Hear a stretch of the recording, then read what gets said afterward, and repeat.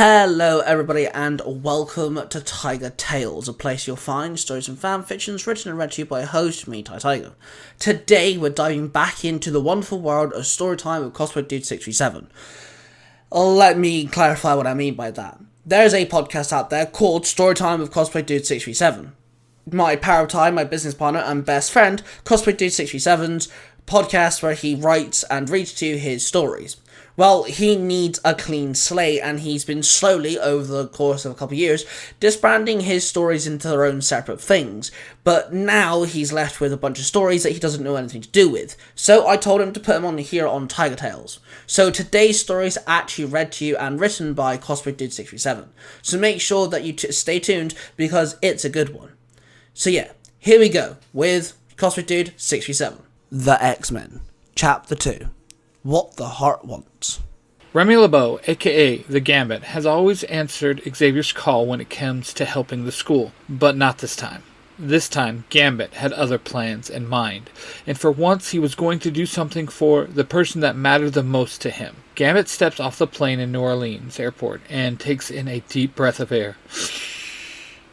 "'Tis good to be home," Gambit says, and heads inside the airport building. Remy LeBeau is no stranger to being on his own, and after leaving the X-Men, that is just what he has been.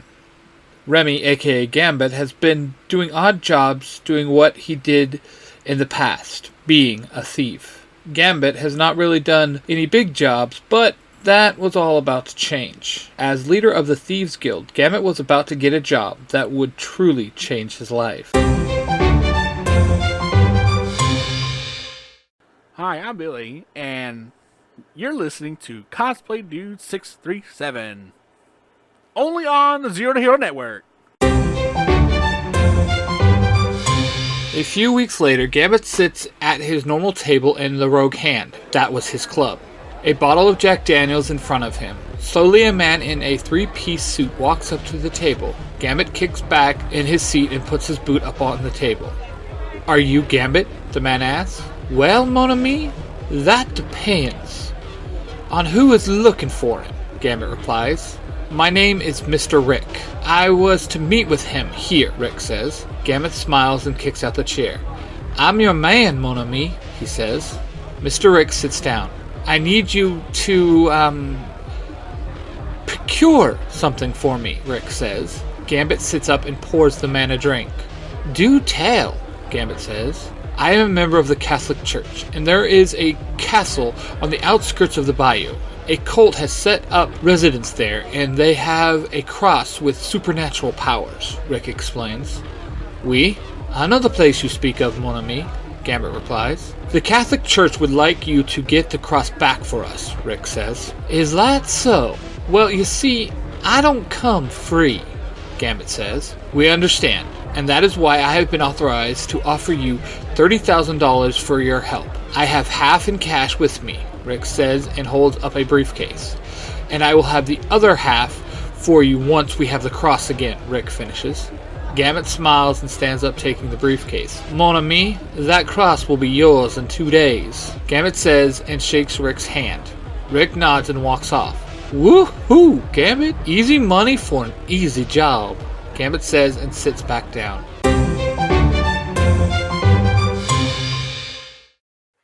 Generic audio commercial, Zero to Hero, take 43. Hey listener, it looks like you're having fun over here. Listening to insert generic name here. If you like what you're listening over here, come on over to the Zero to Hero podcast, where you can join Billy and myself, the bulk and skull of podcasting. If you want to listen to Ranger Powers, and you want to go into and talk about anime, Gundam. Oh, what did I make up wrong? You're supposed to say Zero to Hero is the best, and Billy and Jim as Bulk and Skull of Podcasting is funnier than any other show out there. And you didn't say Power Rangers right. Get out of here, do it again. Dang it.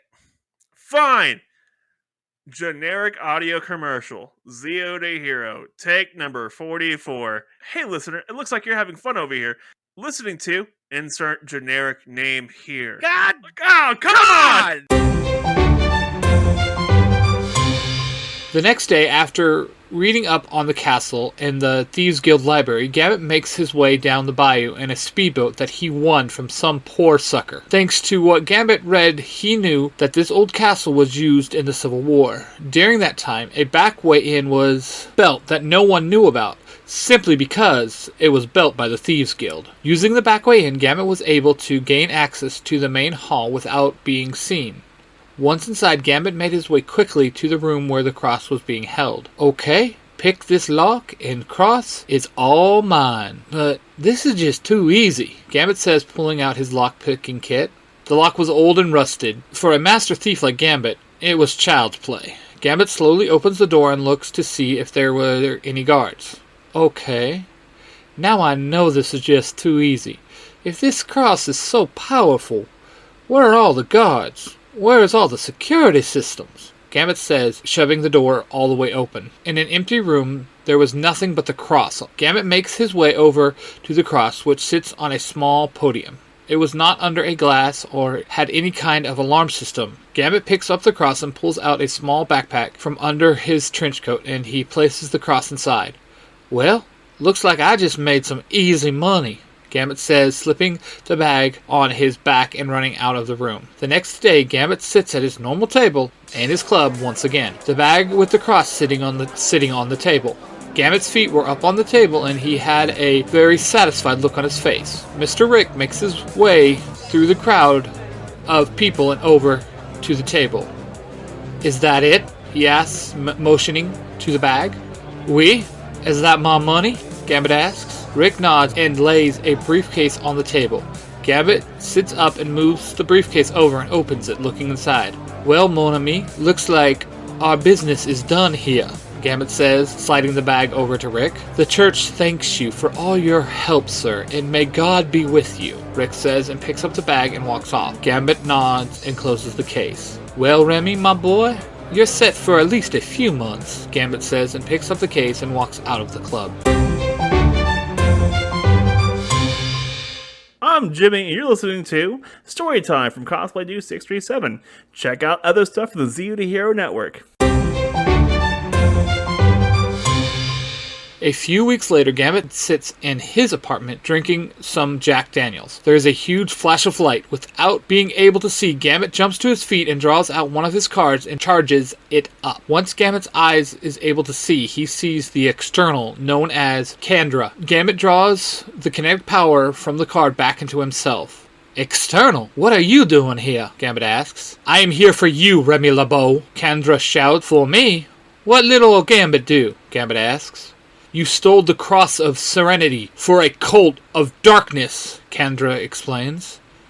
Sorry, Cher, that is where you are wrong. I stole the cross for the Catholic Church, Gambit replies. No, you foolish mortal! You stole it from the Catholic Church and gave it to the cult of Tektorok, Kandra tells him.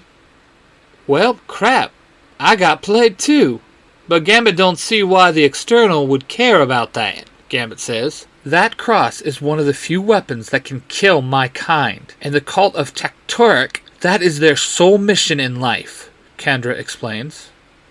Okay, fine. So I did, but what does that have to do with you in my place, Gambit asks. Kandra glares at him with disgust. You're going to steal it back from the cult, she says, and snaps her fingers. A blueprint of the cult's base lays on the table. Gambit walks over and starts to look over the blueprints. This is not going to be easy. I would need someone that can get us in and out, someone diverse in computers, and finally, someone with some real muscle, Gambit tells her.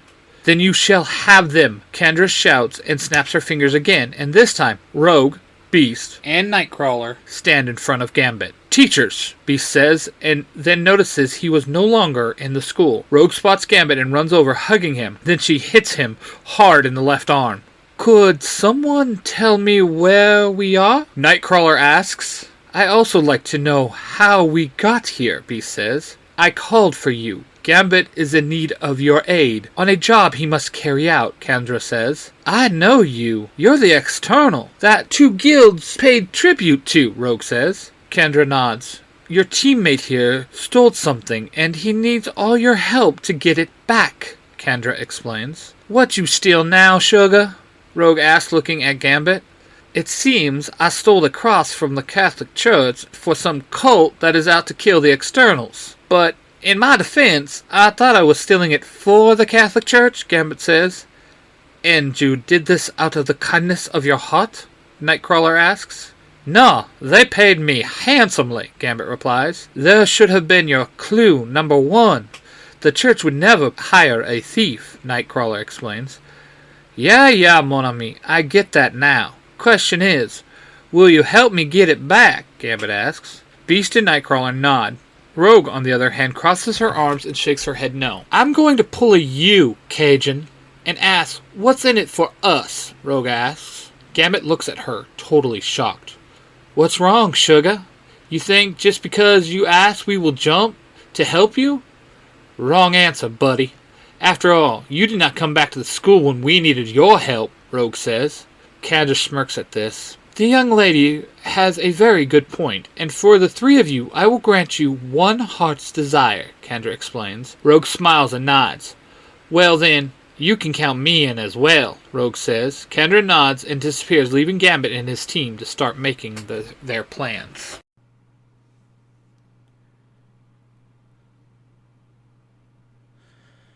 This story was read to you and written by CosmicDude637.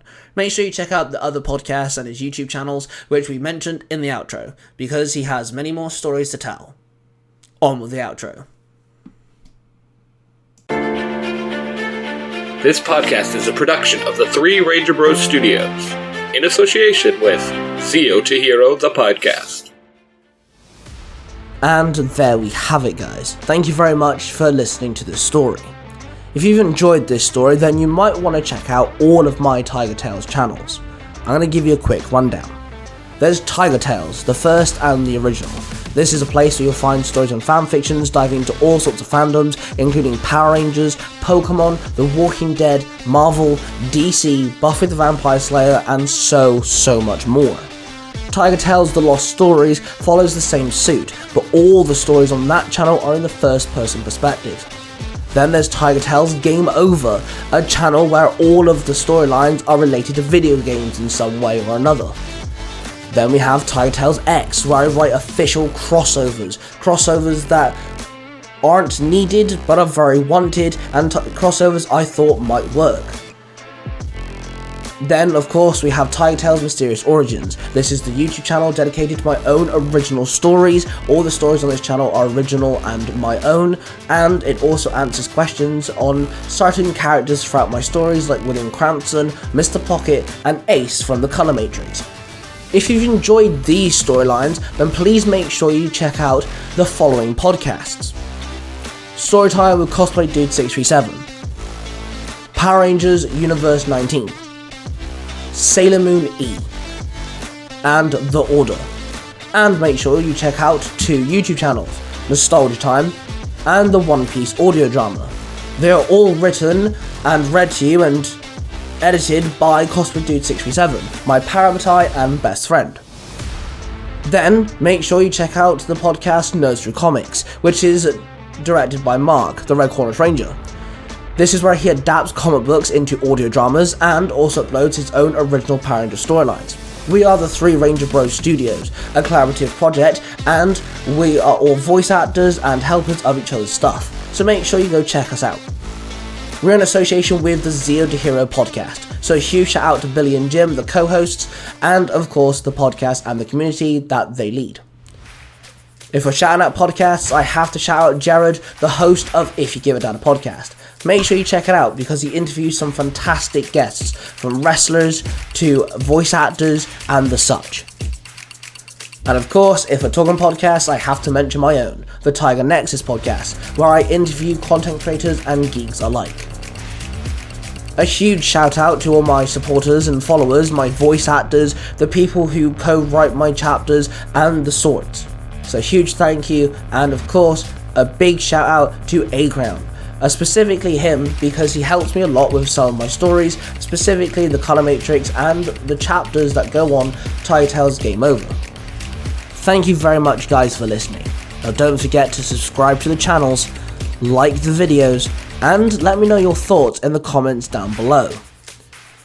With that being said, I shall see you guys in the next one. That before we can... Don't touch my Pringles.